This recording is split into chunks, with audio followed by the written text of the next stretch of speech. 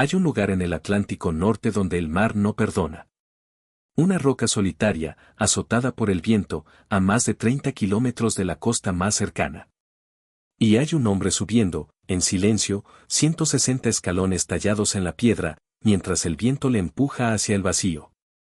No sabe todavía lo que va a encontrar arriba. Pero lo que descubra ese día quedará grabado para siempre en la historia marítima de Escocia. Porque en lo alto de ese acantilado hay un faro. Un faro que llevaba un año entero guiando barcos sin un solo fallo. Y ese día, por primera vez, su luz no se encendió. 3 hombres vivían allí. 3 guardianes expertos, entrenados para sobrevivir a cualquier tormenta. El faro estaba intacto. La maquinaria, perfecta. Y sin embargo, ninguno de los 3 volvió a ser visto jamás. Para entender lo que encontró aquel hombre al abrir esa puerta, tenemos que retroceder casi 2 años, hasta el día en que esa luz se encendió por primera vez. Las llaman las Islas Flannan. 7 peñascos dispersos en mitad del Atlántico, sin árboles, sin refugio, batidos por el mar desde todas direcciones. Los pescadores de la zona las conocían desde mucho antes con otro nombre, los 7 cazadores. Y durante generaciones, ninguno se atrevió a pisar la isla mayor sin antes rodearla en su bote y pedir permiso, en voz baja, a lo que fuera que habitara allí. Porque esa isla ya tenía fama.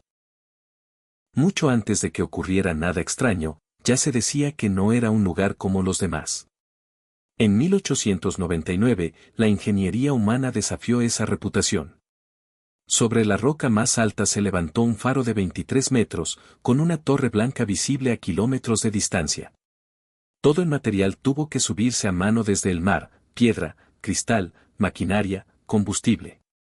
Se construyó incluso un pequeño ferrocarril con cable para transportar los suministros por la pendiente. Fue un triunfo de la ingeniería victoriana sobre uno de los rincones más hostiles de Europa. 3 hombres se turnaban para mantener esa luz encendida. James Ducat, el guardián principal, 43 años, más de 2 décadas de experiencia, un hombre metódico y de confianza.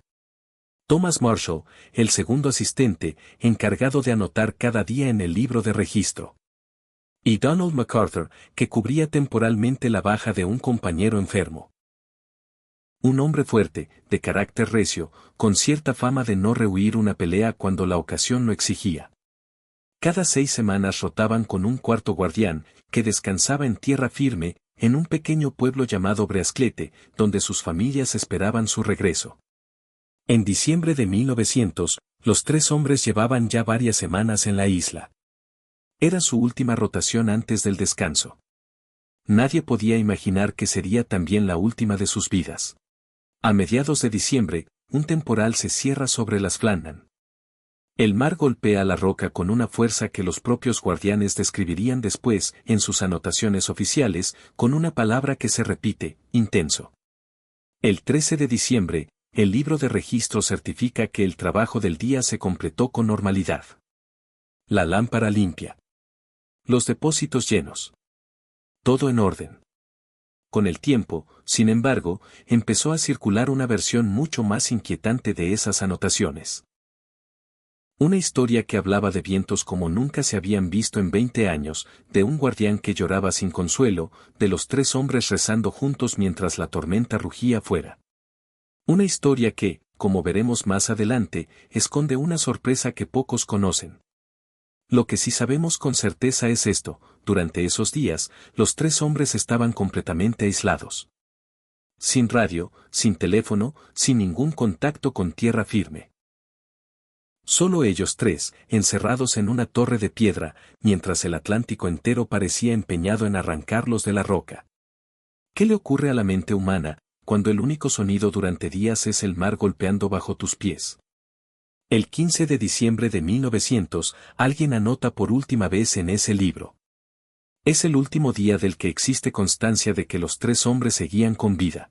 En la noche del 15 de diciembre, el vapor Arctur navega rumbo al puerto de Leyte, procedente de Filadelfia. Al pasar junto a las Flannan, su capitán mira hacia donde debería estar la luz. Y no encuentra nada. Para cualquier marino de la época, aquello era motivo de alarma inmediata. Ese faro llevaba un año entero funcionando sin un solo fallo, guiando a decenas de barcos por una de las rutas más peligrosas del Atlántico Norte.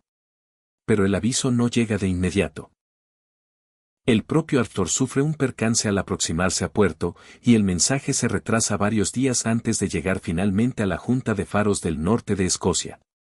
Mientras ese mensaje viaja lentamente de mano en la isla reina un silencio absoluto.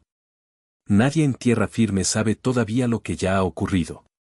Durante casi 2 semanas, el destino de 3 hombres permanece completamente ignorado por el mundo exterior. Finalmente, se organiza el envío de un barco de socorro. Su nombre: el Hesperus. La fecha: 26 de diciembre. Día de San Esteban.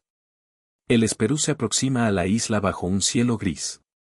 Su capitán, James Harvey, hace sonar la sirena. Lanza una bengala al aire.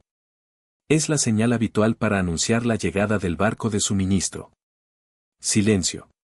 Ninguna respuesta. Harvey mira hacia el mástil de señales del faro, donde los guardianes izan siempre una bandera para confirmar que todo está en orden. El mástil está vacío. Es el primer indicio, claro e inequívoco, de que algo va mal. Y todavía nadie ha puesto un pie en la isla. A bordo viaja Joseph Moore, el cuarto guardián, que debía relevar a sus compañeros tras su descanso en tierra. Es el quien se prepara para desembarcar solo, y subir los 160 escalones que ya conocemos desde el primer minuto de este video. Moore encuentra la verja cerrada. La puerta principal, cerrada. Todo parece, al menos por fuera, extrañamente en orden. Entra. Y lo primero que ve es el reloj de la cocina. Parado. Congelado en una hora exacta, como si el tiempo mismo se hubiera detenido en el instante en que algo cambió para siempre. La mesa está puesta. Pero, contrario a lo que muchas versiones posteriores del relato han contado, la vajilla no aparece a medio usar ni derramada. Está limpia, ordenada. Un detalle que sugiere que los hombres cenaron y recogieron antes de que ocurriera lo que fuera que ocurrió. Hay, eso sí, una silla volcada en el suelo. Y las camas, sin hacer. El único ser vivo en todo el faro es un canario, en su jaula, junto a la ventana. Cantando, ajeno a todo. Y entonces, Moore repara en algo más. Junto a la puerta, 3 ganchos para colgar los impermeables de trabajo. 2 están vacíos. El tercero conserva su abrigo, colgado con normalidad, como si su dueño nunca hubiera tenido intención de salir. Moore sale corriendo del faro. Regresa al Hesperus temblando. El capitán envía a 2 marineros más para un rastreo completo de la isla. No encuentran nada. Ni rastro. En ningún punto de aquella roca solitaria quedaba huella alguna de James Duckett, Thomas Marshall o Donald MacArthur. Días después llega a la isla Robert Muirhead, superintendente de la Junta de Faros. Un dato que añade una capa más de peso emocional a esta historia, fue el quien, años atrás, había reclutado personalmente a los 3 hombres desaparecidos. Muirhead se dirige al embarcadero oeste, el más expuesto al mar abierto. Y lo que encuentra allí le deja perplejo. Las barandillas de hierro, retorcidas y arrancadas de su base. Un bloque de piedra de más de 1 tonelada, desplazado desde una posición muy superior y arrastrado hasta el camino. Un salvavidas, atado con cuerdas a la barandilla a más de 30 metros sobre el nivel del mar, arrancado por completo. En su informe oficial, Muirhead describe una frase que resume mejor que ninguna otra la magnitud de lo que vio. Los daños, dice, son difíciles de creer, a menos que se hayan visto con los propios ojos. Con esa evidencia, reconstruye una hipótesis: los 3 hombres habrían bajado juntos, en algún momento de la tarde del 15 de diciembre, para asegurar una caja de cuerdas y herramientas guardada en una grieta de la roca. Y allí, una ola de un tamaño inusual y devastador los habría sorprendido, arrastrándolos mar adentro sin dejarles la más mínima oportunidad. Es una explicación coherente. Encaja con los daños físicos. Encaja con los impermeables ausentes. Pero hay un problema. Los registros meteorológicos de tierra firme, para esos mismos días, no muestran una tormenta de esa magnitud. ¿Cómo pudo una ola arrancar un bloque de piedra de 1 tonelada sin que quedara constancia clara en ningún otro punto de la costa escocesa? Antes de seguir avanzando, es momento de cumplir la promesa que hicimos hace unos minutos. ¿Qué hay de cierto en esas frases célebres que atribuyen a los guardianes vientos nunca vistos en 20 años, lágrimas y plegarias en sus últimas horas? La respuesta, tras revisar los archivos oficiales conservados, es clara: esas citas concretas no aparecen en ningún documento verificado de la investigación original. Son una fabricación periodística que se popularizó con el paso de las décadas hasta convertirse en la versión que casi todo el mundo conoce hoy. Y hay algo casi tan inquietante como el propio misterio en ese hecho. Durante más de un siglo, millones de personas han repetido como verdad histórica una historia que nadie escribió realmente. A veces, la leyenda que construimos alrededor de un misterio real termina contando tanto sobre nosotros mismos como sobre lo que verdaderamente ocurrió aquella noche en la roca. Con esa aclaración hecha, repasemos, de forma objetiva, las principales explicaciones que se han propuesto a lo largo de más de un siglo. La teoría oficial, la ola de fuerza descomunal, cuenta con el respaldo de la evidencia física hallada por Muirhead. Pero no explica un detalle que sigue sin encajar del todo: si los tres salieron con urgencia hacia una emergencia, ¿por qué la puerta principal quedó cerrada tras ellos, con calma, y no abierta de par en par? Existe también la teoría de una disputa entre los propios guardianes. Recordemos aquel detalle que mencionamos al principio. El carácter fuerte de Donald MacArthur y su fama de no rehuir una pelea. En un espacio tan reducido, tras días de aislamiento y tensión extrema, no es descabellado imaginar un enfrentamiento que terminara de forma trágica cerca del borde del acantilado. El problema es que no existe ninguna prueba física de violencia entre ellos, ni sangre, ni señales de lucha. Es una hipótesis basada en el perfil psicológico de los hombres, no en pruebas materiales. Una tercera posibilidad, más moderada, combina ambas ideas: uno de los guardianes pudo sufrir un accidente cerca del mar, y los otros dos, al intentar socorrerlo, fueron arrastrados también. Explicaría por qué los tres desaparecieron juntos, sin que quedara ningún relato de emergencia escrito en el faro. Y, por supuesto, existen las teorías del folclore: los antiguos espíritus de la isla, luces extrañas sobre el acantilado, criaturas marinas legendarias. Formaban parte de las creencias que ya rodeaban a estas islas mucho antes de 1900, y merecen mencionarse como parte del contexto cultural del caso. Pero ningún historiador serio les otorga hoy valor probatorio. Con tantas hipótesis sobre la mesa, y ninguna capaz de explicarlo todo, cabría pensar que la ciencia no tiene nada más que aportar a este caso. Y sin embargo, casi un siglo después de la desaparición, la ciencia encontraría una pista que nadie en 1901 podía siquiera imaginar. Durante gran parte del siglo XX, los relatos de marineros sobre olas gigantescas y repentinas, muy superiores al oleaje que las rodeaba, fueron considerados poco más que folclore. Historias de taberna portuaria, exageradas por el paso del tiempo. Todo cambió en 1995. Frente a las costas de Noruega, un sensor instalado en una plataforma petrolífera registró, por primera vez con precisión instrumental, una ola de casi 26 metros de altura, en mitad de un oleaje mucho más modesto.